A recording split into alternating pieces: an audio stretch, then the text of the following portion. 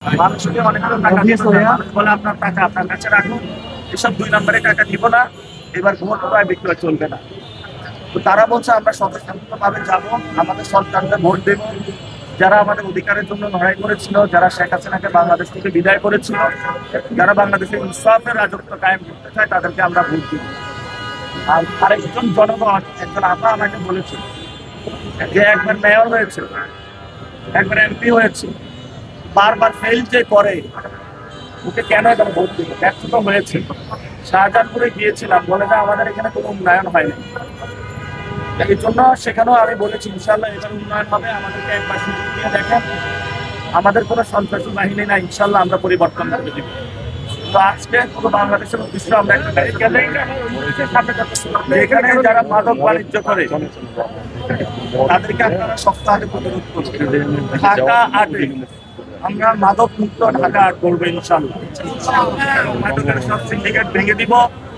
এখানে যারা মাদক সিন্ডিকেট রয়েছে এবং মাদক সম্রাট নামে যিনি রয়েছেন, ওনাকে আমরা আহ্বান জানাবো, কর্মীদের হাতে অস্ত্র মাদক তুলে দিবেন না।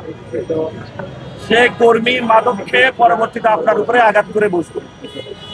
এই জন্য কর্মীদেরকে মাদক থেকে দূরে রাখুন। আমরা ইনশাল্লাহ মাদক বিরোধী ক্যাম্পেইন শুরু করব। যারা এই ধরনের ঢাকা বিশ্ববিদ্যালয় স্টুডেন্টদের এরিয়া যায় এক দলের একজন কর্মী মাদক সেবন করতেছে, আমরা ঢাকা 8-কে ইনশাল্লাহ মাদক মুক্ত বানাবো। এবং যদি বেশি খাইতে ইচ্ছা করে তাহলে বুড়িগঙ্গার পানি খান, কিন্তু মাদক সেবন করবেন না।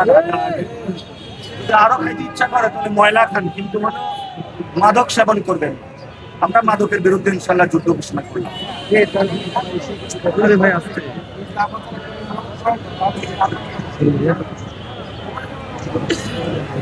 নিয়ে ধরা পড়ছে ফরেন নাকি দেশি? উনি ফরেন খায়, কর্মীদেরকে বাংলা দেয় কেন? কর্মীদেরকে ফরেন দিবে। আর ফরেন না দিলে আমরা বলবো যে এসব ঢাকা 8-এ চলবে না। ইলেকশনের টাইমে আসলে কারো হাতে অস্ত্র দেয়, কারো হাতে মাদক দেয়। মাদক অস্ত্র এগুলো থেকে ঢাকা 8-বাসীকে বলবো আপনারা 12 তারিখে মাদক এবং অস্ত্রের বিরুদ্ধে ভোট দেবেন। এবং যথেষ্ট সন্ত্রাসী কার্যক্রম হয়েছে, আমরা সহ্য করব না।